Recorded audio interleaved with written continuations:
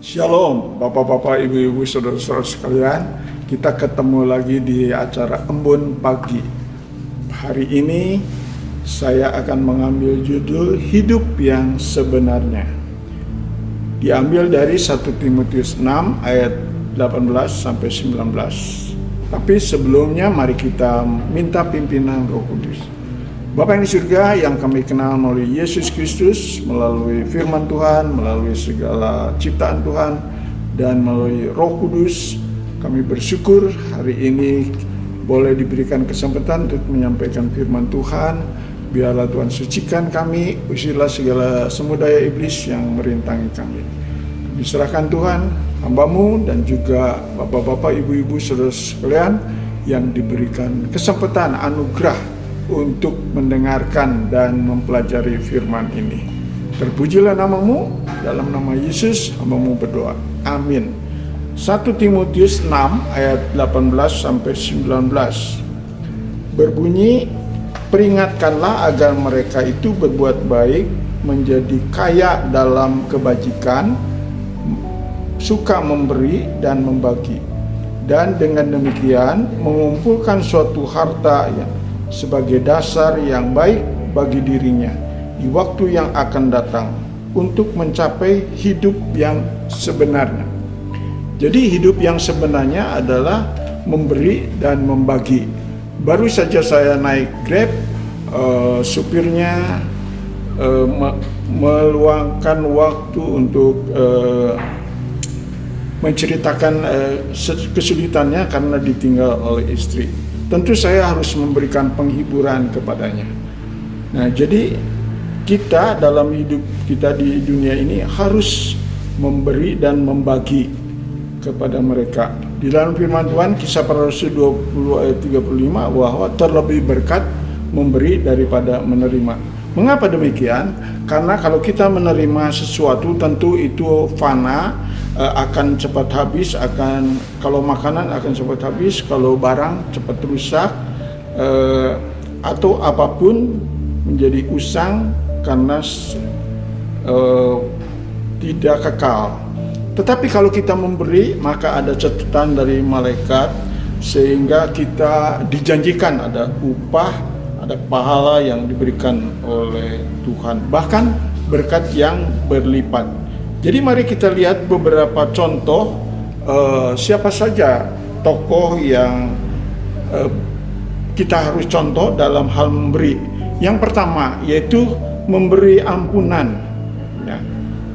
Tadi juga saya mengingatkan kepada supir untuk memberi ampunan kepada istrinya dan jangan sampai membenci, dan mendoakan supaya ia tobat dan kembali. Demikian juga kita lihat bahwa ada ampunan dari Yusuf maupun dari Ayub, ya. Sehingga pada waktu Ayub mengampuni dosa 3 kawan, dan Yusuf juga mengampuni 10 kakak-kakaknya yang membencinya. Dan luar biasa mereka berkatnya yang dialami.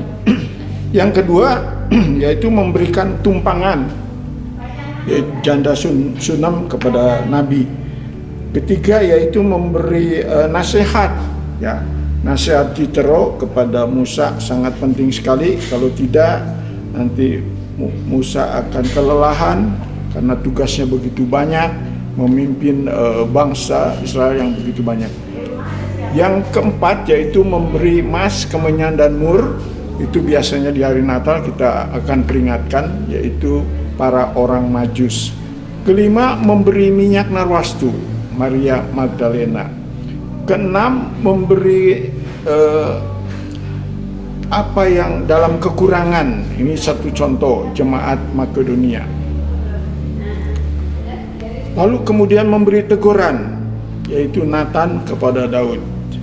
Dan memberi petunjuk kepada Daud, yaitu Yonatan.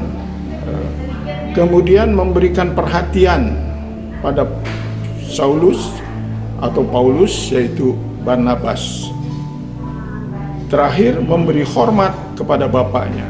Itulah idola kita, yaitu Yesus Kristus. Dalam segala tindakan selalu mendahulukan bapaknya, supaya menjadi contoh bagi kita. Nah, di dalam memberi, memang ini menjadi sangat menyenangkan hati Tuhan, bahwa hidup kita dalam Efesus 2 ayat 10 yaitu untuk berbuat baik.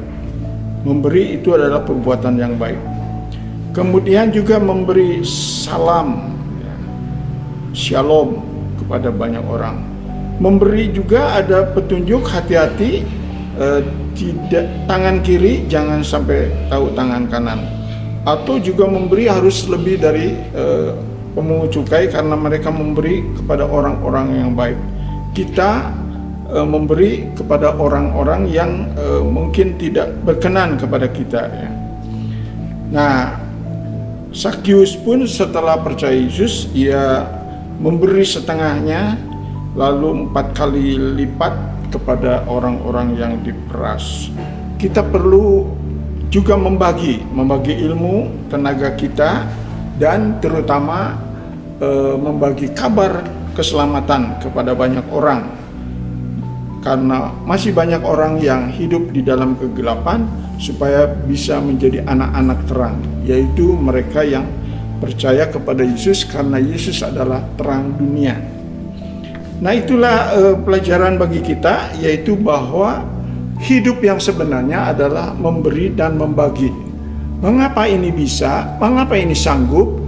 Karena Tuhan Allah sudah memulai, seperti Dia mau turun, Dia mau menjelma, dan Dia mau berkorban. Jadi marilah kita juga jadi seperti Bapa, jadi seperti Yesus yang suka memberi pengampunan, mengasihi, dan juga membagikan apa yang bisa dibagikan. Mari kita simak lagu Hidup yang Sebenarnya.